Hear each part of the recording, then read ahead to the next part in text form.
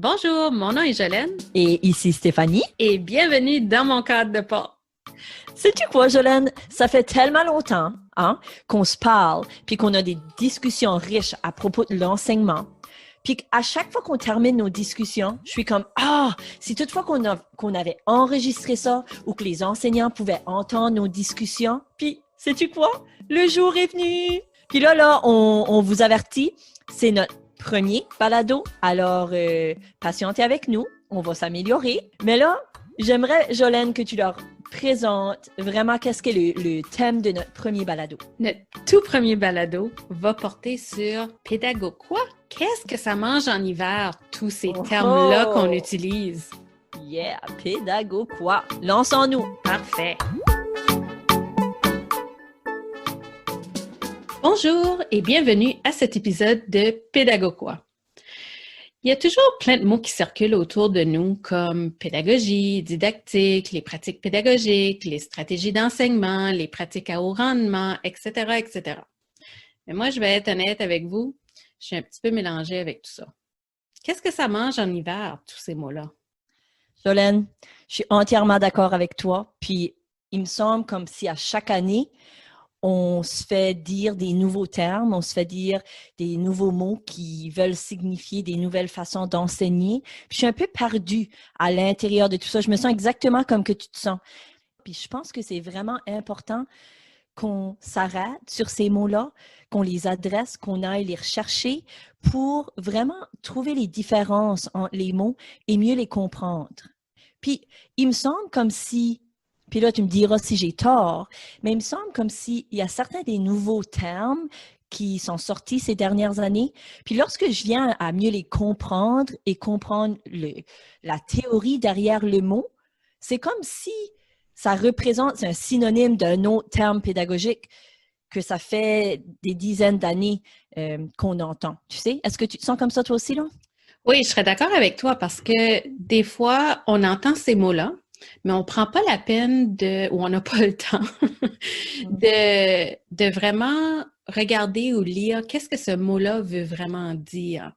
Puis quand on prend le temps ou qu'on nous permet de prendre le temps ou qu'on nous donne les définitions, parce que des fois, on utilise les mots, mais il n'y a pas de définition, il n'y a pas de contexte qui est associé. On prend juste pour acquis que tout le monde autour de nous comprenne qu'est-ce que ces mots-là veulent dire, puis qu'ils ont la même compréhension, nous, de ces mots-là.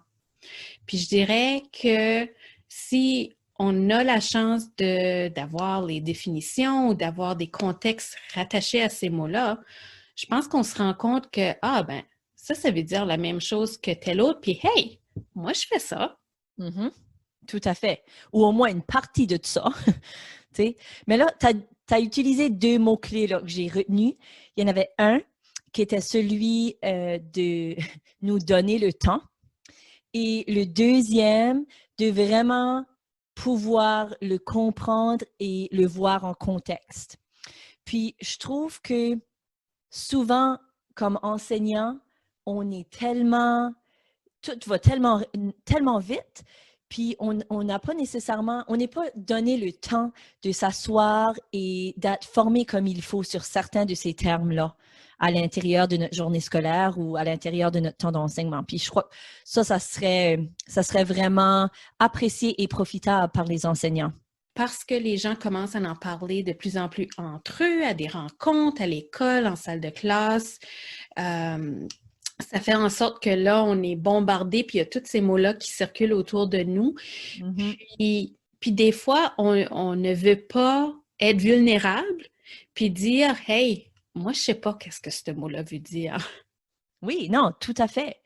Puis, sais-tu quoi? Ça m'a fait penser, peut-être qu'on n'a pas toujours le temps de s'arrêter puis d'analyser qu'est-ce que le mot veut dire, mais peut-être que ce balado ici va permettre à un certain public de mieux comprendre, ou au moins c'est ce qu'on espère, ce qu'on souhaite. Oui, exactement. Puis je pense, quand on utilise un langage commun, on a tellement une plus grande compréhension entre nous à l'école, avec les gens qui travaillent en éducation, avec les parents, avec les élèves, pour pouvoir parler de ce qu'on est en train de faire. Mhm. Fait qu'est-ce qu'on veut se lancer?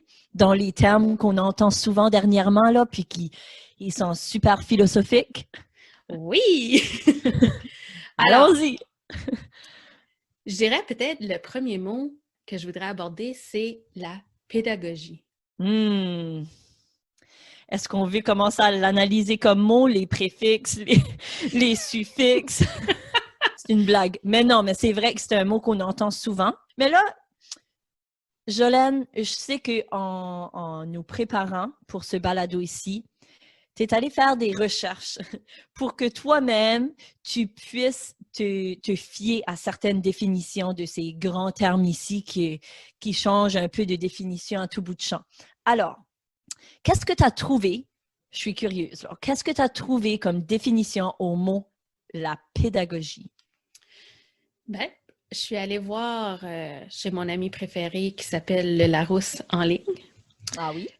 Puis, la pédagogie est ressortie comme les interventions de l'enseignant dans des situations pédagogiques réelles, puis que c'est un ensemble de méthodes utilisées pour éduquer les enfants et les adolescents. Oh là là! C'est large comme définition, ça? C'est presque aussi large que le terme. Oui, Quand tu lis ça, trouves-tu que ça t'aide ou est-ce que ça t'amène à des réflexions? ben ça m'amène à des réflexions, puis je dirais que il faut que je le relise quelques fois pour me faire une tête autour de qu'est-ce que ça signifie. Oui. Moi, le mot qui me ressort le plus dans les deux définitions que tu viens de me dire, c'est intervention. Parce qu'on peut tout interpréter ce que ce mot-là veut dire. Comment intervenir, ça peut être large. Il peut en avoir plusieurs, il peut avoir plusieurs façons d'intervenir. Alors, est-ce que tu dis que le terme intervention t'a interpellé parce que tu n'es pas certaine de qu'est-ce que ça veut dire ou parce que tu as une définition déjà dans ta tête de qu'est-ce qu'intervention veut dire, puis pour toi, ça aide à comprendre le contexte? Bonne question.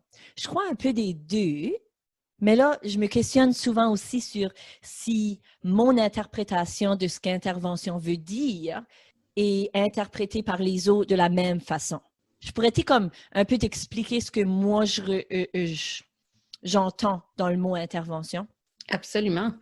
Lorsque je le vois vraiment dans ce contexte-là, c'est comme si lorsqu'on a mis l'élève dans une tâche et qu'on va observer ce que l'élève a pu nous produire, à partir de ce que c'est qu'on observe, on va pouvoir intervenir pour amener l'élève à progresser.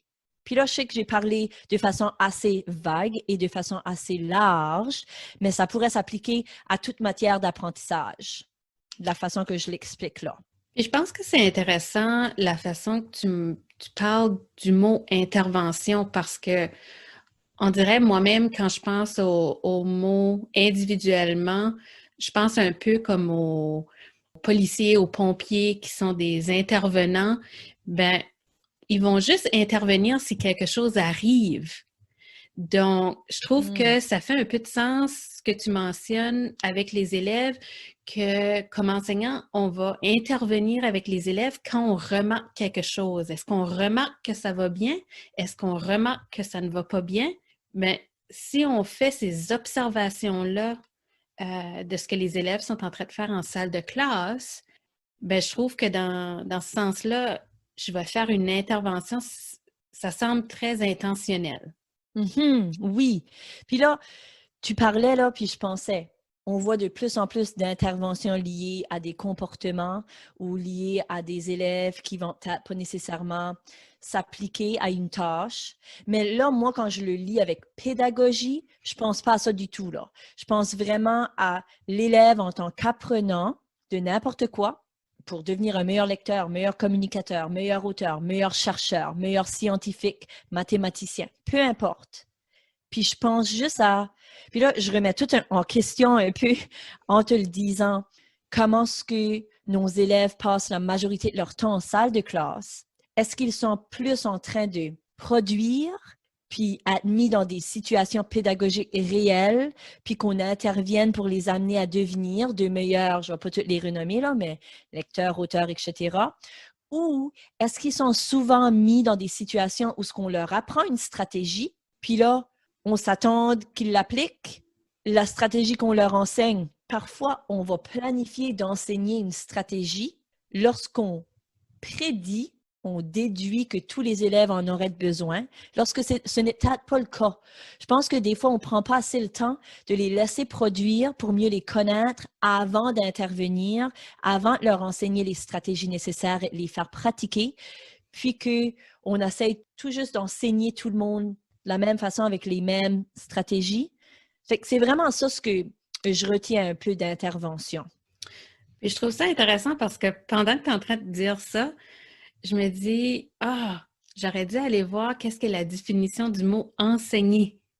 Alors, je suis allée sur Google chercher le mot enseigner. Et Google me dit que enseigner, c'est transmettre à un élève de façon qu'il comprenne et assimile des connaissances et des techniques, ou bien apprendre à quelqu'un par une leçon ou par l'exemple. Ben, cette deuxième-là ressemblerait beaucoup à ce que c'est qu'on voit assez souvent en enseignement. Serais-tu d'accord avec moi?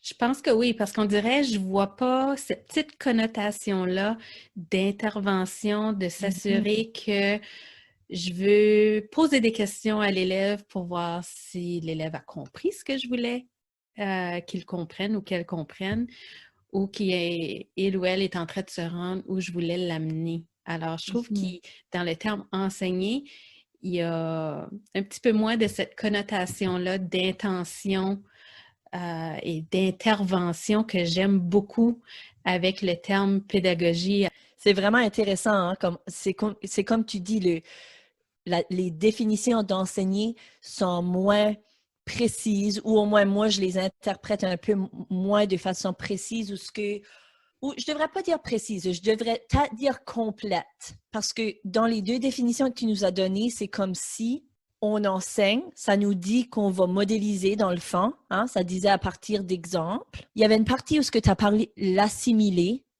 Peux-tu me relire cette partie-là? Transmettre à un élève de façon qu'il comprenne et assimile des connaissances et techniques. OK. Oui, Alors, c'est dans vrai. celui-là, tu sais, Oui. dans celui-là, là, pour qu'il ait compris, ça veut dire qu'il est capable de l'appliquer.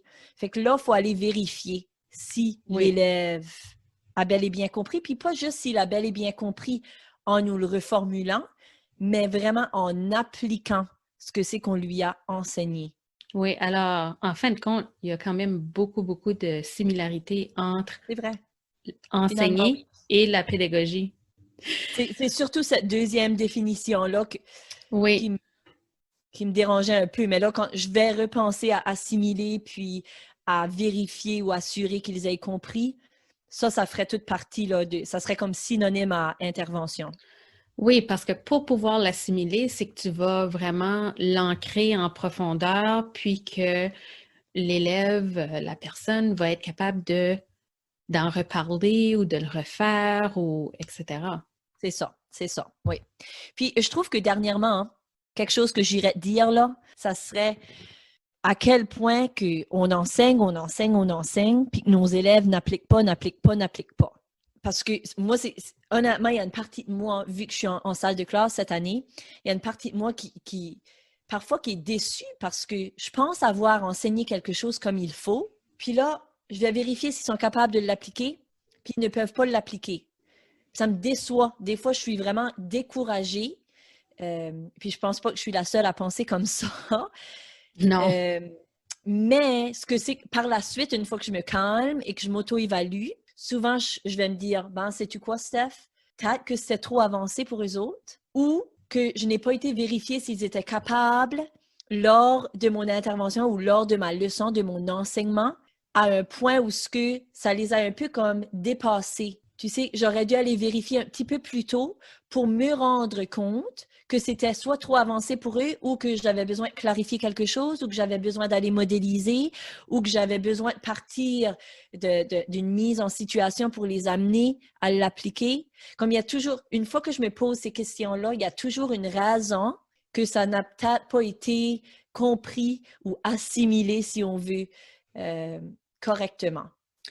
Mais ce qui est bien, puis ce qui est positif dans ce que tu mentionnes, parce que je suis d'accord avec toi, je suis certaine que c'est décourageant de se rendre compte, ouf, ça, les élèves le font pas, puis pourtant, j'ai essayé de leur montrer comment faire. Mais le fait que tu vas vérifier, parce qu'imagine si tu n'avais pas été vérifié avant la fin du trimestre ou du semestre, ou etc. Puis là, tu te rends compte à comme l'évaluation finale que les élèves ne sont pas capables de le faire. Tu as comme utilisé tout ce temps-là où tu as manqué la chance de pouvoir aller aider les élèves. Mais au moins, là, tu dis, j'ai réfléchi, je me suis posé des questions, j'ai été vérifiée chez les élèves, puis je me suis rendu compte qu'ils ne l'avaient pas compris. Donc, qu'est-ce que je peux faire maintenant? Quel changement de voie, un peu, des fois, c'est un petit peu changer notre route avec les élèves ou revenir en arrière, puis essayer d'une autre façon. Puis peut-être des fois, c'est juste parce que, comme tu l'as dit, que les blocs que j'ai mis, j'ai sauté des blocs, puis que l'échafaudage n'était pas assez à leur niveau. Oui. Ça peut être décourageant quand même une fois que tu es vraiment dans la zone grise ou ce que tu veux. Je sais que c'est pas la première fois qu'on se parle de tout ça, mais une fois que tu veux vraiment qu'ils atteignent les attentes du programme du niveau scolaire versus où l'élève est vraiment rendu. Ouais. Puis je pense que ça, c'est un grand défi qu'on vit. Mais c'est ça la pédagogie. C'est vraiment ça la pédagogie. Et là, peut-être que j'ai un autre mot pour toi. OK. Tu es prête? Ouais. OK. Didactique. Moi, veux-tu que je te dise avant que tu me donnes là, la définition de ton Monsieur Larousse, là? À quoi ça me fait penser? À quoi ça te fait penser? Ça me fait penser à un cours universitaire du brevet d'enseignement. Parce que souvent, les cours qu'on prenait, je ne sais pas si tu te rappelles, oui. T'es pas si vieille que ça. Je te dis ça comme si... comme si tu étais tellement vieille. Non, mais la majorité de nos cours étaient appelés DIDA, puis là, un chiffre. Puis honnêtement, ça me fait penser à le fait que quelqu'un allait nous préparer à l'enseignement. Ça fait du sens que tu me lances ce mot-là. Mais qu'est-ce que ton Monsieur Larousse nous a dit? Ben, avant de parler de Larousse, je dirais que oui, je m'en souviens encore de ces cours à l'université. Vraiment, c'était mes cours préférés parce que je trouvais qu'on était vraiment appliqués. C'était pas juste la théorie, on devait créer des choses, on allait vraiment en profondeur dans ces didactiques-là. Mais Larousse, lui, ce qu'il dit, c'est que didactique dont le but est d'instruire, d'informer, d'enseigner, un petit peu comme un ouvrage didactique. Moi, ça me fait penser au cours de langue. Si tu veux apprendre une langue en 30 jours, il y a des didactiques pour ça. Mm-hmm.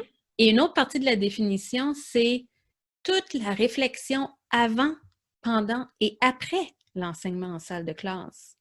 Ouh, ça c'est un beau point. OK. Ben, quand je regarde à instruire, informer, enseigner, honnêtement, je vois vraiment ça comme des synonymes de la pédagogie. C'est juste que je pense pas que le nom pédagogie puisse se transformer en verbe, hein? Pédagogue, du pédagogue? Non. Du pédagogue? Non. Alors, ça serait ça. Je pense que didactique et pédagogie seraient comme des synonymes des trois verbes qui sont mentionnés là, d'après ce que je vois.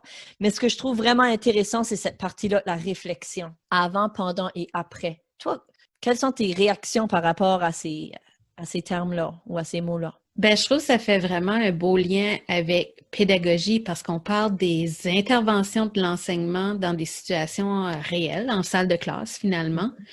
Puis, ça me fait penser au fait que quand je regarde un programme d'études, je dois avoir une réflexion avant de commencer ce programme d'études-là pour décider, ben, à quoi ça va ressembler pendant l'année. Puis, je vais le diviser en une planification à long terme, à moyen terme, à court terme, pour que moi, je puisse faire un cheminement avec ça, puis que les élèves puissent bien se l'approprier. Puis tout au long, je vais y penser à qu'est-ce que j'ai fait avant, qu'est-ce que je suis en train de faire présentement pour faire les liens, Puis avoir en tête qu'est-ce que je vais faire plus tard parce que moi, je vais savoir où est-ce que je vais les amener, les élèves, puis qu'est-ce que je veux qu'ils comprennent pour arriver à mon objectif final. Mhm.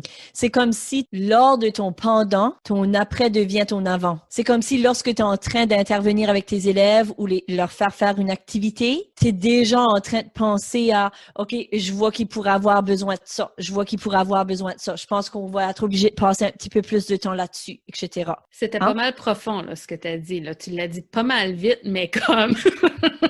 Hey, ça prend un moment de réflexion. Peux-tu le redire? C'est comme, OK, fait, il y a avant, pendant et après l'enseignement. Mais lorsque tu es dans ton pendant, c'est comme si ton après devient ton prochain avant. Parce que tu es déjà en train de planifier tes prochaines étapes. Aussi, quand je pense à l'après, souvent je pense à comment c'est allé pour moi en tant qu'intervenant. Qu'est-ce que c'est que j'aurais pu faire différemment pour pas que je me repogne dans mes petits moments peut-être qui étaient les moins efficaces ou les moins efficients avec mes élèves. Je vais te donner un exemple concret qui m'est arrivé aujourd'hui dans mon pendant. Puis je vais essayer de le lier. Donner mon exemple concret, puis là, je vais comme revenir sur ma petite conclusion avec ça. On était en enseignement petit groupe dans la classe, puis j'étais en train de travailler avec un groupe d'élèves qui devaient pratiquer d'écrire des phrases comparatives en essayant d'utiliser des marqueurs de relation ou des mots connecteurs qui allaient ressembler deux idées ou différencier deux idées. Alors, des contrairement à, des cependant ou des comme, des tandis que. Puis, Oui. on était vraiment là-dedans. Puis, on s'est rendu compte, c'est mon co-enseignant qui s'est rendu compte de tout ça, mais que certains élèves, une fois qu'ils ont écrit des phrases, ne savaient même pas où terminer leurs phrases, ne savaient même pas où aller mettre leur signe de ponctuation, leur point. Ouais. Puis moi, honnêtement, dans ma planif, un peu à moyen terme, je n'avais pas prévu de revenir sur quand est-ce aller mettre un point. Dans ma tête, c'était acquis. Tu sais, rendu en 5, 6e année, c'était acquis. Mais il m'a dit que pour certains élèves, ça ne l'était pas encore. Alors, ça, dans mon pendant, je suis déjà en train de préparer mon prochain avant pour certains élèves, pas pour tous mes élèves. Fait que ça serait comme lors de notre pendant, on arrive à notre prochain avant. Puis si je veux essayer parce que quand on regarde à tout ça aussi, la réflexion avant, pendant et après, puis tu l'as mentionné tantôt, Jolene, une fois que tu as dit comme, on peut voir cette réflexion-là comme lorsqu'on ouvre notre programme d'études, peut-être au mois d'août pour la première fois ou pour la première fois depuis le mois de juin, et puis qu'on essaye de planifier à long terme notre année. Ce que c'est que moi, je vais souvent planifier à long terme, tu le fais probablement toi aussi, c'est vraiment les grands quoi. Qu'est-ce que c'est qu'on va étudier? Qu'est-ce que c'est qu'on aimerait leur apprendre à faire? Dans ce module ici, j'aimerais vraiment que mes élèves puissent se rendre à atteindre telle rase, etc. Ça, c'est vraiment ça ce qu'on fait pendant souvent notre planification à long terme. Ouais, je suis d'accord avec toi. Mais là, ça se peut que même si je sais que je m'en viens sur la fin d'un certain module et que je vais embarquer dans un autre module, ça ne veut pas dire que je ne peux pas revenir sur certaines interventions. Comme je trouve que mes mini-leçons que je vais enseigner ou que mes élèves vont avoir de besoin, ça, je vais attendre de voir qu'est-ce qu'ils peuvent me produire. Fait que ça va faire partie de ma planification à court terme, souvent. Puis, ma planification à long terme, je vais moins me concentrer sur chaque mini-leçon à leur enseigner, mais plutôt au sens large. Comment est-ce que je vais organiser mes attentes de mon programme? Est-ce que ça a du sens, ça? Comme, aussitôt que moi, j'ai vu réflexion avant, pendant et après, puis que tu as parlé à long terme, à moyen terme, à court terme, c'est tout de suite là où je suis allée moi-même en essayant de créer un lien concret pour que je le comprenne un peu mieux. Oui, je trouve que ton exemple démontre bien qu'est-ce que ça veut dire, mais c'est vraiment dans le jour à jour qu'on va se rendre compte, est-ce que ceci a fonctionné, puis c'est qui mon groupe qui est avec moi présentement, puis de quoi eux ont besoin pour pouvoir arriver où est-ce que je vais les amener. Tout à Je fait. trouve que c'est vraiment des belles réflexions. On a regardé le mot pédagogie, Mhm. on a regardé le mot didactique. Oui, T'attends-tu d'embarquer dans d'autres mots? j'ai peur, mais oui. Alors, des méthodes ou stratégies ou pratiques d'enseignement. Oui, c'est vrai qu'on utilise souvent ça. Je trouve que dernièrement, on utilise beaucoup plus pratique. Puis même pas d'enseignement, on s'en va tout de suite dans pratique pédagogique. Ou nous, au moins au secteur, c'est ce qu'on utilise. Oui. Puis je dirais que si on revient à notre point au départ, où est-ce qu'il y a plusieurs mots qui se ressemblent, je dirais que ici, on est avec des synonymes, méthode, stratégie, pratique, enseignement, pédagogie. Sais-tu quoi? Excuse, je te coupe la parole. Non, Mais on non, pourrait vas-y. même dire que on pratique plusieurs méthodes. Tu comprends? Comme moi, la raison que j'aime beaucoup pratique pédagogique, c'est parce que une pratique pour moi, c'est quelque chose que je fais. C'est une action que je continue à pratiquer pour m'améliorer. Puis il y en a plusieurs, tu sais. Fait que je vois un peu comme le verbe pour être pratiqué, comme l'habileté pour être Hmm. pratiqué, pratiquer des méthodes.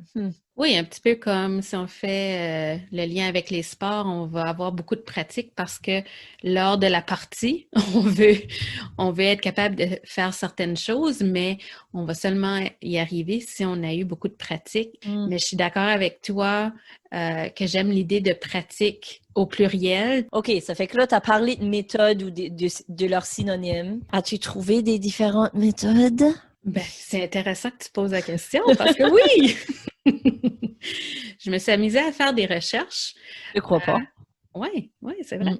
Parce que, je l'avoue, comme au début, je suis autant coupable que d'autres de sortir ces mots-là un peu à tous les jours, puis me questionner par la suite, est-ce que je sais vraiment qu'est-ce que ce mot-là veut dire? Si quelqu'un me pose la question, peux-tu me l'expliquer? Est-ce que je vais être capable de leur Mm. expliquer?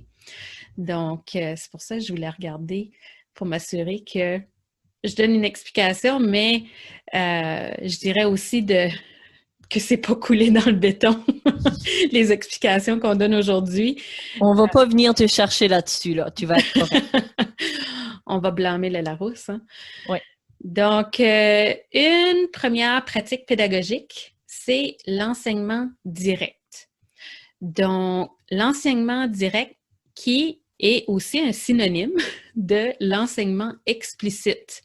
Alors, cette idée-là que je vais modéliser quelque chose avec les élèves pendant un court temps. Ensuite, on va faire une pratique avec le groupe. Alors, peut-être que moi, je veux apprendre aux élèves comment prendre des notes. Ça, c'est une autre chose que je suis coupable d'avoir fait dans le passé, de dire à mes élèves, OK, vous allez faire une recherche, regardez dans ces livres-ci, puis prenez des notes. Mais je ne leur ai pas enseigné comment prendre des notes. Donc, avec l'enseignement direct ou l'enseignement explicite, je peux montrer aux élèves comment prendre des notes. Donc, moi, je vais modéliser une pratique pour prendre des notes parce qu'il y en a quand même plusieurs. Mhm. Ensuite, je vais peut-être sortir un petit texte, le montrer au tableau, puis en tant que groupe, on va pratiquer ce que je leur ai montré pour la prise de notes. Ensuite, on peut faire des pratiques collaboratives où est-ce que deux, trois élèves vont se mettre ensemble, puis vont avoir les textes, puis le pratiquer ensemble. Puis on va faire quelques pratiques collaboratives avant de demander aux élèves de faire une pratique autonome. Donc, Mm. puis en leur expliquant, en leur enseignant explicitement la prise de notes une fois, bien, par la suite, c'est juste des rappels que j'ai besoin de faire, de sortir des référentiels avec eux. Puis toute l'année, ils vont pouvoir utiliser cette prise de notes-là. Ou même, je peux leur montrer d'autres façons de prendre des notes. Puis chaque élève pourra par la suite choisir la méthode de prise de notes qui travaille le mieux pour eux. Un peu comme qu'on enseigne les maths. On leur apprend toutes sortes de différentes stratégies afin de pouvoir résoudre un problème ou lié à une certaine opération. Puis là, ils vont choisir laquelle qui fonctionne le mieux pour eux. Oui, Ouais, exactement. j'aime vraiment ça. Sais-tu quoi, tu es en train de parler, puis vu que tu es la conseillère en art, j'étais tout de suite en train de penser, j'étais comme, en art, est-ce que j'enseigne une technique directement? Puis là, ma réponse était oui, j'étais fière de moi parce que vu qu'on est collègues, je veux vraiment m'assurer de bien enseigner mon art. Là, j'étais comme, est-ce que je leur laisse la chance de le pratiquer avant de s'en aller vraiment dans leur produit final ou avant de s'en aller dans l'œuvre qu'ils vont produire? Je dois dire que cette année, oui, mais c'est nouveau pour moi. Avant ça, j'aurais donné les consignes, de l'activité à créer. J'aurais peut-être guidé avec certaines techniques si certains élèves l'avaient besoin. Mais c'était rare que j'enseignais une technique. J'allais vraiment partir d'une activité puis des consignes de l'activité. Puis je peux te garantir que je leur laissais pas, je vais utiliser l'aquarelle par exemple. Je ne leur aurais pas laissé pratiquer l'utilisation de l'aquarelle juste sur un morceau de papier avant d'appliquer cette technique-là sur leur œuvre finale. Fou, hein? Mais d'un autre côté, je pense que ça s'explique par le fait que la majorité des enseignants qui enseignent à l'élémentaire, par exemple, n'ont pas une formation spécifique en art. C'est vrai. Des fois, il y en a certains à travers leur bac vont avoir eu un cours de didactique des arts plastiques, mais c'est pas tous les programmes du baccalauréat en enseignement qui offrent cette didactique-là. Puis, des fois, j'ai fait mon bac à un autre niveau dans d'autres matières, puis ça s'est juste à donner que j'ai eu un poste où est-ce que j'ai besoin d'enseigner les arts. Alors, on a beaucoup de développement professionnel de fait autour du français, des langues, des mathématiques. Puis des fois, on ne sait pas ou on oublie que, OK, mais qu'est-ce que je veux que l'élève apprenne à propos des arts? Qu'est-ce que... Tu sais, si tu me dis, je donne pas la peine ou je leur montre comment faire vite, ben, est-ce que les élèves par la suite sont capables de m'expliquer comment ils ont utilisé cette technique-là pour qu'ils puissent le transférer ailleurs? Donc, Ou, sais-tu quoi, même si c'était pas l'enseignement direct, mais si on les laisse pratiquer, découvrir des techniques, essayer des techniques lors d'une pratique, avant qu'ils aillent appliquer, créer une œuvre en utilisant l'aquarelle et quelle technique va plaire à l'élève le plus. Tu sais, il y a cette partie-là aussi. Ça n'aurait pas besoin nécessairement d'être en enseignement direct. Ça pourrait être dans d'autres méthodes ou d'autres pratiques. oui, puis peut-être juste un dernier point pour les arts, ce que je trouve intéressant, c'est que si on donne les élèves l'occasion d'essayer de tester cette technique-là avant leur produit final, ils vont être tellement plus fiers de leur produit final parce que ils auront pu voir c'est quoi les effets qu'ils ne veulent pas dans leur produit final, puis c'est quoi les effets qu'ils veulent. Au lieu de le faire, puis là, c'est fini, puis ils peuvent pas aller corriger ces effets-là. Tout à fait. Oui, bon point. Donc, on a une autre méthode ou pratique ou stratégie. Puis c'est l'enseignement indirect. OK. Tu peux en parler? Oui, absolument. Moi, là, quand j'entends enseignement indirect, je pense un peu à ce que c'est que je viens de te dire comme mon deuxième exemple d'art, où ce que je vais peut-être donner quelques vidéos de différentes façons en utilisant l'aquarelle pour que les élèves puissent aller découvrir ça. Puis après ça, qu'ils essayent. Ils essayent les différentes techniques et voir laquelle qu'ils préfèrent ou, comme tu as dit, laquelle va donner l'effet qu'ils aiment le mieux pour par la suite aller appliquer une ou deux ou même trois de ces techniques-là à l'intérieur de leur œuvre finale. Ça, pour moi, ça serait l'enseignement indirect. Je pense aussi, je vais te donner un exemple que je suis en train de faire tout de suite, qui est vraiment le journal d'enquête avec mes élèves. Alors, mes élèves sont vraiment en train d'apprendre à partir de questions qui sont parfois guidées par moi, parfois qui sont posées par les élèves, si toutefois je les mets dans une assez bonne mise en situation pour les amener à poser des questions liées au programme. Puis, ils ont toujours un journal d'enquête. C'est vraiment à partir de ces questions-là qu'ils vont aller découvrir, qu'ils vont aller rechercher de l'information, apprendre à analyser, à comparer, à trouver des avantages, des désavantages, des raisons, des effets. Alors, ça pour moi, ça serait un enseignement indirect. Je ne vais pas me mettre devant la classe pour enseigner un contenu, mais mes élèves vont aller découvrir un contenu. Par contre, quelque chose que je vais souvent intégrer avec mon enseignement indirect, ça va être un enseignement direct d'une stratégie ou d'une habileté. Comme moi, par exemple, mes élèves avaient encore beaucoup de difficultés à interpréter l'information qu'ils lisaient ou qu'ils écoutaient à partir de vidéos ou à partir de sites web. Mais leur plus grande difficulté, c'était d'aller, et puis c'est drôle que tu as fait mention de la prise de notes tantôt, mais c'était d'aller recueillir, retirer de l'information qui leur serait pertinente pour répondre à leurs questions et de comment l'organiser. Des fois, ils pouvaient même la recueillir, mais la façon qu'ils allaient l'organiser sur leur feuille ou dans leur journal d'enquête en tant qu'élément de réponse, c'était pas toujours clair pour eux autres. Alors vraiment, pour être un petit peu plus précise, là, comme je leur demandais, comparer deux régions, soit du pays ou du monde. Alors, c'était cette partie-là de pouvoir, ils pouvaient des fois recueillir l'information, mais ils avaient la difficulté à l'organiser pour mieux comprendre quelles étaient des ressemblances entre les deux régions et quelles étaient des différences entre les deux régions. Ils auraient juste mis comme voici l'information pour une région, voici l'information pour l'autre. Alors vraiment les amener à organiser leurs informations recherchées pour qu'ils puissent les comparer. Ça, j'ai dû l'enseigner directement. Alors Oui. c'est comme ça que j'intégrais les deux un peu. Ben, je pense que ça revient à ton message du départ où est-ce que le mot pratique au pluriel est important parce qu'on ne va pas nécessairement juste faire une pratique, on va en mettre plusieurs ensemble. Alors, des fois, il faut faire de l'enseignement direct ou explicite avant de les laisser pouvoir découvrir des choses avec l'enseignement indirect ou est-ce que l'enseignant est un petit peu plus retiré et permet à l'élève d'aller essayer par lui-même ou elle-même. Tout à fait. Tout à fait. Ou même comme, tu sais, si je n'avais pas enseigné directement qu'il est vraiment important de sauvegarder les hyperliens ou les liens des sources où ils sont allés chercher l'information, ils n'auraient pas su qu'ils devaient faire ça. Ça, c'est un enseignement direct qu'il faut leur dire et leur montrer comment aller le mettre dans le document où ce qu'on va aller noter l'information recherchée. OK, le prochain. Oui. L'enseignement interactif. Ce que j'aime avec ça, ben, j'aime vraiment le mot interactif parce que on est des êtres humains, puis les êtres humains sont très interactifs, sont très sociaux. Donc, il y a beaucoup d'apprentissage qu'on fait parce qu'on est en interaction avec d'autres personnes. Donc, un des exemples qui mentionne, c'est des débats, de permettre aux élèves de faire des débats en salle de classe. Quand on fait un débat ou quand on fait des jeux de rôle, il y a toujours cette interaction-là entre la question qui est posée, la réaction des élèves, qui va peser le bouton en premier pour répondre à la question.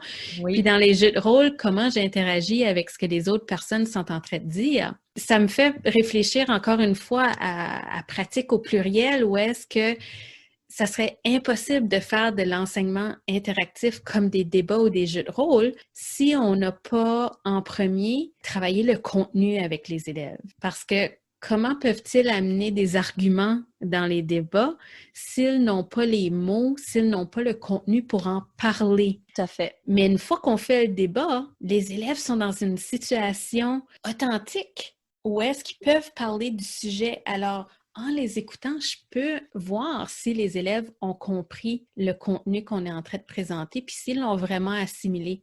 Parce que s'ils ne peuvent pas parler, puis je dirais dans des débats, il faudrait aussi faire attention à nos élèves qui sont quand même plus gênés, puis que ce contexte-là n'est pas le meilleur pour eux, mais dans des jeux de rôle, est-ce qu'ils sont capables d'apporter des répliques pour pouvoir parler en utilisant le contenu? Oui, non, tout à fait.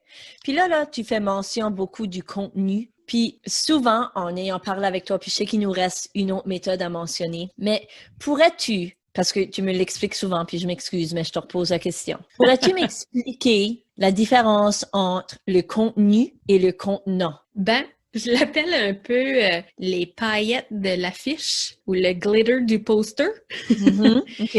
Donc, des fois, les élèves vont passer beaucoup de temps à faire une affiche avec du contenu qui est incroyable. Oui. Il y a des détails, l'information est là, ça brille, j'ai des brillants partout dans la maison, dans la salle de classe après.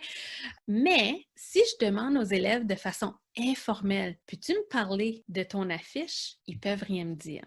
Ouais.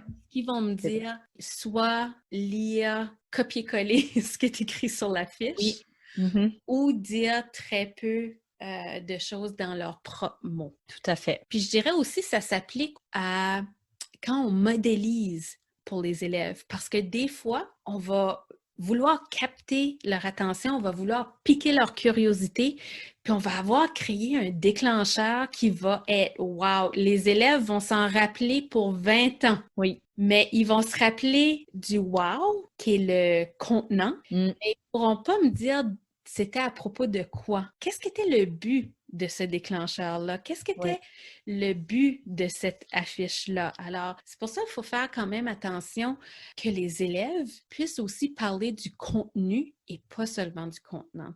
Oui.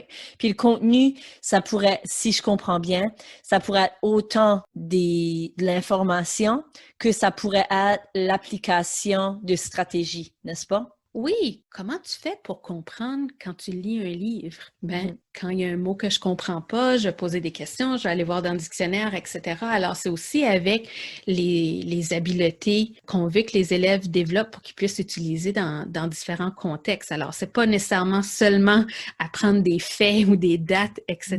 c'est ça. C'est aussi de pouvoir développer des habiletés. Puis je crois que c'est ça, c'est comme quel est le montant de temps qui est passé à créer ou à terminer une activité versus le montant de temps qui est passé à vraiment être en train d'apprendre ou de devenir un meilleur apprenant en faisant une activité ou un projet. Moi, je suis rendue, puis c'est grâce à vous, là, c'est grâce au secteur, puis à l'équipe, que là, maintenant, je me pose toujours la question, si ça va prendre à mon élève 5 pleines périodes pour juste recopier l'information qu'il a trouvée, ou puis c'est pour arriver à évaluer, je sais pas moi, des attentes liées à une matière, est-ce que mon temps a vraiment été efficace? Qu'est-ce qui va être l'impact de ce projet-là? Puis, je dois t'avouer que je réfléchis beaucoup à ça en planifiant ce que c'est que je fais faire à mes élèves. Ben, je pense que c'est intéressant que tu mentionnes ça parce que je dirais, j'ai jamais rencontré un enseignant ou une enseignante qui m'a dit, ah, l'année scolaire, là, elle est tellement longue. J'ai Jamais. tellement de temps à tout faire. C'est souvent, oh mon Dieu, j'ai tellement de choses à faire, le temps passe trop vite, faut que je passe ceci, ça et ça. Alors, la dernière chose qu'on veut faire, c'est perdre du temps pendant Oui. l'année scolaire. Donc, je pense que c'est les questionnements que tu as sont tellement importants puis sont vraiment riches parce que il faut se demander est-ce que ce que je fais a un impact sur l'apprentissage des élèves? Oui. C'est pour ça que j'aime beaucoup les idées derrière l'enseignement interactif parce que c'est des occasions informelles d'aller vérifier la compréhension des élèves par rapport au contenu. Quand on fait, par exemple, des présentations orales devant la classe, les élèves l'apprennent par cœur, le régurgitent devant la classe, Oui. puis après ça, si tu as juste une conversation informelle, l'élève, des fois, n'est pas capable de le redire dans ses propres mots. Puis des fois, c'est juste d'aller dire, OK, on va se jumeler avec les élèves de première année, puis je veux que tu ailles leur expliquer comment tu vas faire pour expliquer ça à des élèves de première année, ou comment tu vas faire pour expliquer ça à des parents qui viendraient en salle de classe pour que tu leur en parles, parce qu'il y a plein de différentes façons de parler d'un contenu en ayant cet enseignement interactif-là, où est-ce que c'est des moments qui sont vraiment informels, ça permet aux élèves de toucher au contenu de plusieurs différentes façons. Tout à fait. Oui. Non, tu as entièrement raison. Veux-tu qu'on passe au prochain? Oui. La dernière, je pense. Oui.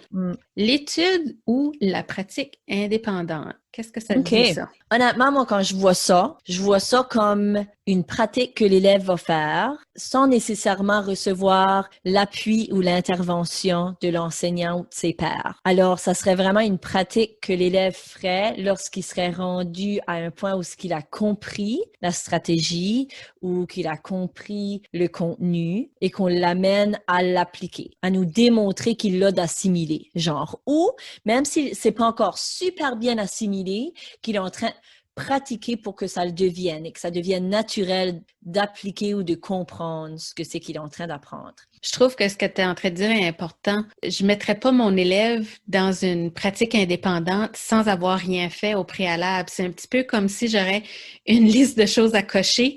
Puis quand on a été capable de cocher tous ces éléments-là prédéterminés, là, je peux t'amener dans une pratique indépendante. Oui, et je vais utiliser l'exemple qu'on est en train de faire tout de suite, puis je vais la garder assez courte, là, je sais que le temps passe. J'ai enseigné plusieurs stratégies en littératie depuis le mois de septembre, on est rendu au mois de décembre. Puis je te dirais que depuis les 2 dernières semaines, on est vraiment on a mis des centres ou des stations en place. et je m'assure d'utiliser le temps où l'enseignant ressource est dans ma classe. J'ai un co-enseignant et moi-même pour qu'on puisse tous les trois faire de l'enseignement guidé, soit la lecture, de l'écriture ou l'oral. Puis le reste du temps, les élèves sont en centre en train de pratiquer des stratégies de façon autonome. Ce sont des pratiques à partir de stratégies qu'ils ont déjà apprises. Ils ne sont pas en train d'apprendre quelque chose de nouveau. C'est ça. Tu es en train de le faire maintenant au mois de décembre, mais tu les aurais pas mis dans des centres comme ça au mois de septembre. Jamais. Ouais. À moins que ça aurait été un centre pour pratiquer quelque chose qu'ils avaient appris, compris, là. Mais c'est un petit peu différent. Je peux demander à mes élèves de lire. Puis je pourrais leur dire, je veux que tu lises de façon indépendante. Oui. Mais la différence, c'est que je veux que tu pratiques quelque chose dans ta lecture de façon indépendante, mais je dois te le montrer avant comment le pratiquer ou à quoi ça ressemble. Exactement ça. Pour que tu puisses le faire. Mm-hmm. Intéressant. Ben, je pense qu'on est rendu vers la fin. En fin de compte, je dirais, tout ça, ça m'apporte quand même à réfléchir à c'est quoi le but de notre profession. Je pense que un des points qui a ressorti beaucoup dans nos conversations, c'est l'idée de faire progresser nos élèves. Tout à fait. Mot-clé. Ouais. Moi, en tout cas, c'est la raison pourquoi je travaille aussi fort que je travaille pour essayer de mettre en application de nouvelles méthodes ou de nouvelles pratiques pédagogiques, tout simplement pour voir si ça a vraiment un meilleur impact chez mes élèves quant à leur progrès. C'est un peu pour ça qu'on voulait créer cette balado-diffusion, parce que on a souvent, comme tu l'as mentionné, des conversations entre nous. Puis des fois, ça nous aurait aidé d'entendre des conversations de d'autres personnes qui œuvrent en éducation. Puis juste entendre, c'est un petit peu, c'est quoi leur cheminement, leur réflexion actuelle. En ayant l'occasion d'y réfléchir puis d'en parler, on espère que ça va en inspirer d'autres à essayer des différentes choses, puis aussi de se rendre compte, hey, wow, regarde toutes les belles choses que moi, je suis en train de faire dans ma salle de classe.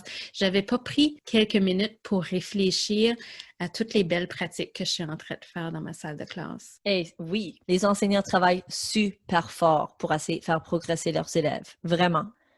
En tout cas, Jolene, j'aimerais qu'on se félicite parce que ça, c'est notre premier balado, notre premier succès d'enregistrement. On n'aura pas été obligé de se reprendre trop souvent, vraiment. Je suis comme impressionnée. Oui, moi aussi. Ben, en tout cas, merci à tous d'être venus dans notre cadre de porte, écouter notre conversation. À plus tard, Jolene. À plus tard.